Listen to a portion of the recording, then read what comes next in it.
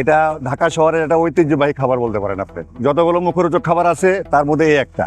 আসলে বেশি বলতে কি, এটা দেখলে আর লোভ সামলানো যায় না। এটা হলো মাছের বড়া বলে তো, এটা মাছ কলাই ডাল এবং চালের গুঁড়ি এটা দিয়ে যে দেখেন ওখানে খুব যত্ন করে তারা তৈরি করতেছে। এটা এই এলাকার মধ্যে, পুরান ঢাকার মধ্যে একটা ঐতিহ্যবাহী খাবার, অনেক পুরনো। আমরা যখন ছোট থেকে আমরা এটা খাই, এই এখন বুড়ো হয়ে গেছি, এখনো নিতাছি।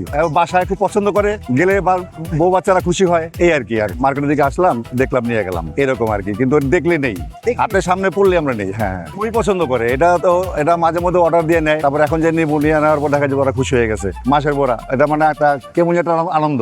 দেখতে হয়তো এমন কিছু মনে হয় না, কিন্তু খুবই মুখরোচক, মচমচা এবং মুখে একটা স্বাদ লাগে, কি একটা টকটক একটা স্বাদ, মচমচা একটা অবস্থা, মানে একটা ফিলিংস আলাদা, ওই মচমচে যে ভাবটা।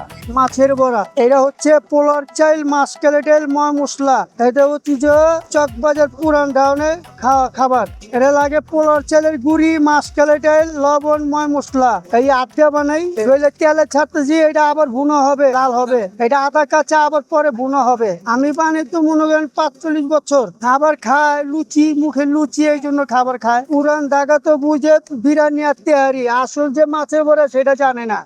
এটা একবার খাইলে তাতে চিবার লেগে থাকে, পরে আবার আহে খাইতে। 150 বছর কারবার, 150 বছর। 5+ স্টার রেটিং প্রাপ্ত দেশের সর্বোচ্চ বিদ্যুৎ সাশ্রয়ী ও eco friendly Walton AC. Walton air conditioner, smart comfort এখন নেক্সট লেভেলে। আমি আবার আমরা এটা স্বাদ পেমেন্ট করতে আগের মতো অহংকার যা আছে মোটামুটি এটা স্বাদ ভালোই, স্বাদ ভালো। এটা পুচকাতে ভালো। এটা মনে হয় আপনার মাসকলা ডাল আছে, ওটা ভিজায় রাখতে হয়।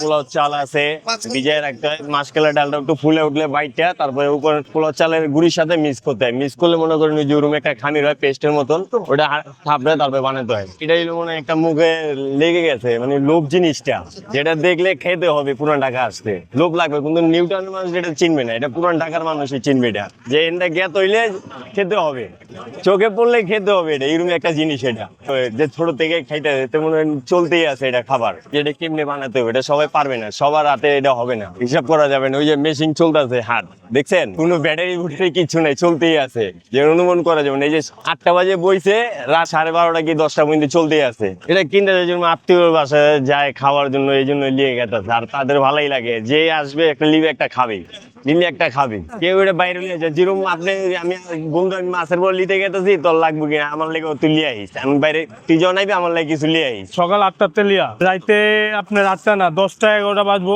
11টার ভিতরে সব ক্লিয়ার। এখানে লোক থাকে, যে কেউ যাইবো আমেরিকা, হ্যাঁ লিয়া যায়। এর আত্মীয় স্বজন থাকে আমেরিকা, হ্যাঁ লিয়া যায়।